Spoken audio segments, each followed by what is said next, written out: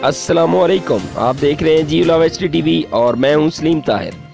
एक नज़र डालते हैं आज की न्यूज़ पर। एक अफसोसनाक खबर शामिल करते हैं छांगा मांगा से, जहां एक दरिंदा सिफत इंसान ने अपनी हवस की खातिर 6 साल बच्चे से ज्यादती की।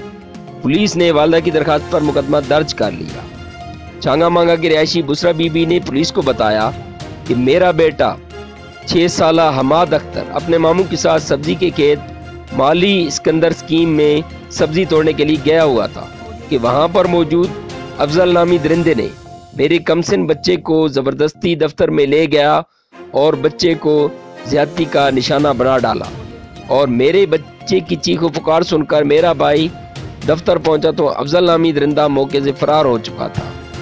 छांगा मांगा पुलिस ने अफजल नामी ओबाश के खिलाफ मुकदमा दर्ज करके कार्रवाई का आगाज कर दिया।